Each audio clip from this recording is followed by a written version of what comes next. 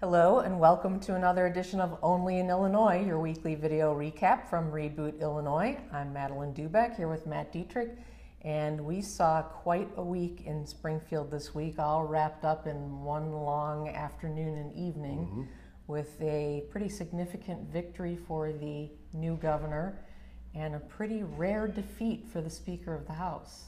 Yeah, and it was the most curious kind of defeat too, because all we heard for the several days leading up to this override vote was that the Democrats were confident that they would get all 71 members to Springfield, and all 71 members would vote to override Bruce Rauner's veto of a controversial AFSCME arbitration bill. And when Wednesday came around, you only had 70 members there. Representative Ken Duncan was not in Springfield. Right. And one of the Democrats didn't even vote for the override. He voted no along with the Republicans. And a third one voted present. Right.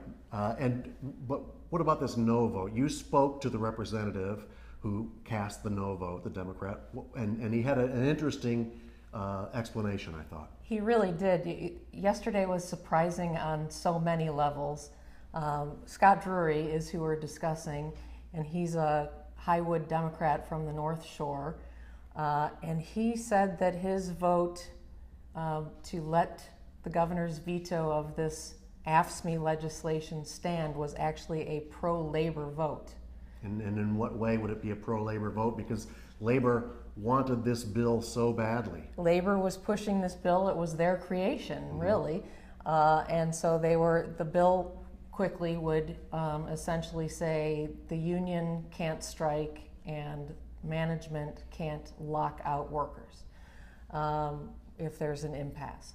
So Scott Drury actually did all sorts of research. He's a former federal prosecutor, talked to the preeminent labor law professors from all over the country, one from MIT, one from Cornell, one from the University of Illinois, and they all said that nobody has ever self-imposed banning the right to strike. A union has never done that before that they've been able to find an example of.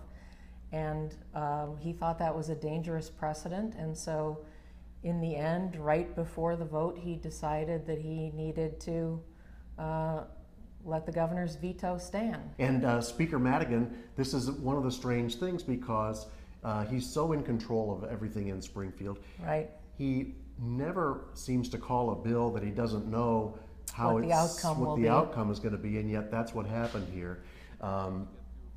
What possible motivation could he have?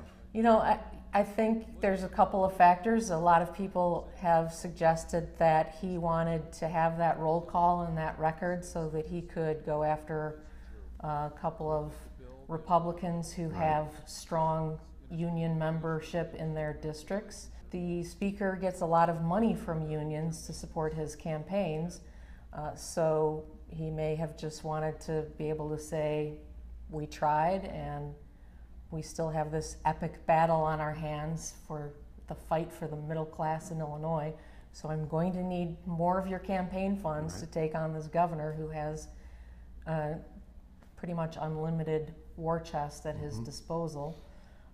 But it's just, I've never encountered in 30 years of paying attention to this stuff a situation where the Speaker doesn't know how all of his members are going to vote on something this significant. Well, those are good theories, Madeline, but the Speaker was a little less specific in his press conference after the vote. Right. Here's what he had to say. Here, why did you call the bill today? The bill sponsor chose to call the bill. You might want to talk to him about that. Okay, so we are done now with Senate Bill 1229, and talks between AFSCME and the governor are going to continue. What I found interesting, though, about Wednesday's big day of activity in Springfield was a story that really flew under the radar, and that is restoring, overriding of Governor Rauner's change to rules to qualify for the Child Care Assistance Program. This is a program that helps low-income people. It subsidizes their child care so they can work. On July 1st, Governor Rauner did a bunch of cuts, and one of the things he did was he changed the standards to qualify for the Child Care Assistance Program. And the result is that 90% of families who are in it now no longer qualify. Mayor Rahm Emanuel, just the day before they took this vote, he found $9 million in the Chicago budget to restore those benefits to families in Chicago, and he urged Governor Rauner to change. So this is one where I expected the override vote to bring in a little bit of bipartisanship.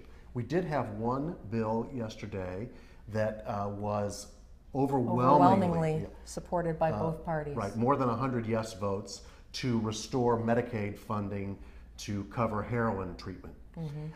So, it's not like there's total gridlock in Springfield and the two parties never agree on anything. But I thought that restoring the child care assistance benefit would be one of the things where you might find, it wouldn't be too hard to find 71 votes to get this done, and yet it turned out it was.